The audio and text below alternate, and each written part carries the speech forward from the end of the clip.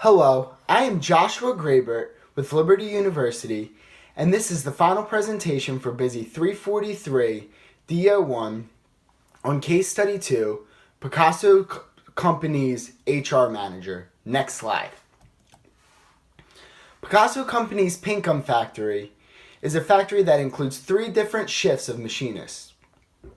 However, currently, only the second and third shift have shift leaders. This leads to the call for a first shift leader by employees, which is determined to be a good idea by factory manager Sharon Murphy. Next slide. Factory manager Sharon Murphy ultimately determines the qualifications that will lead to successful leadership. One must be a knowledgeable employee to whom others could turn to for help, who would troubleshoot and offer suggestions or do whatever is necessary to make the operation run as smooth as possible and assure that the employees are performing efficiently and the work is being performed as smooth and efficiently as possible. The applicant must also be a self-starter who does not need to be told what to do, who takes the self-initiative to start a project and follow it through. Next slide.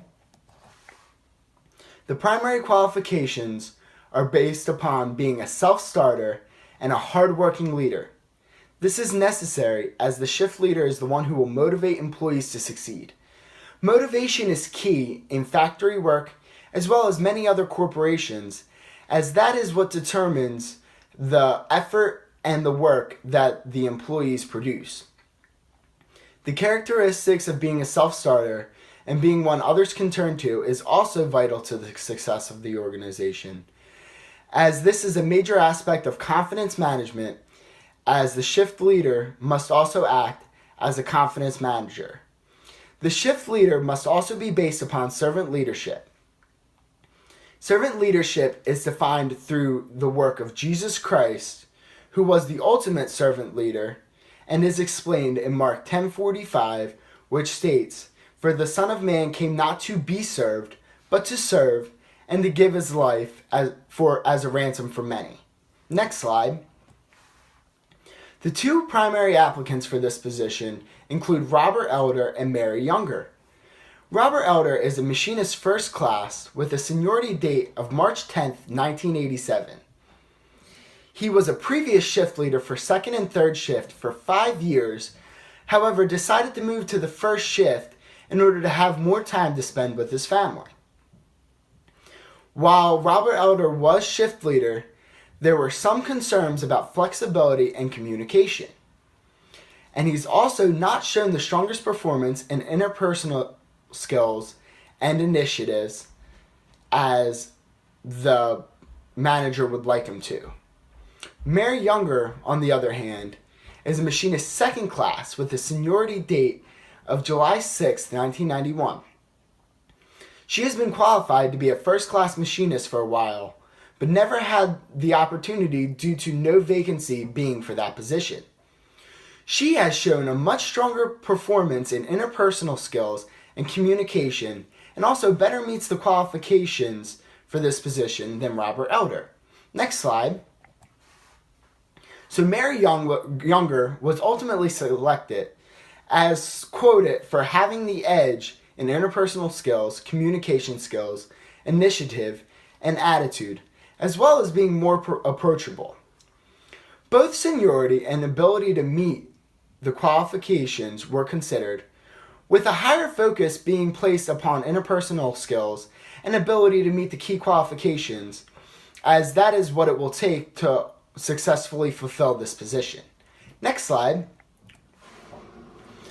The role of HR manager was called in due to the fact that Elder filed a grievance report with the company stating that he did not believe that full consideration was given to his qualifications and seniority as a junior employee was promoted. As a human resources manager, one must develop a case that the company did not violate the bargaining agreement, as a human resource manager is first responsible to the company and is responsible for the company's performance. Next slide. As previously stated, seniority was considered. However, according to the collective bargaining agreement, the position is to be fulfilled on the basis of seniority and the ability to perform the work.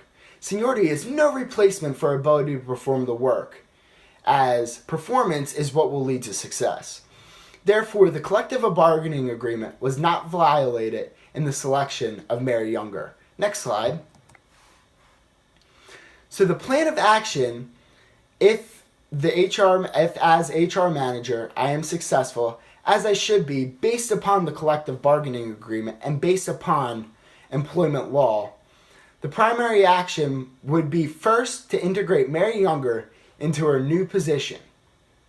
This will be followed by attempting to repair any damage between the relationship of Robert Elder and the company, as Elder is still a key to the success of the organization, as he is a first-class machinist and one of the lead employees and most senior employees.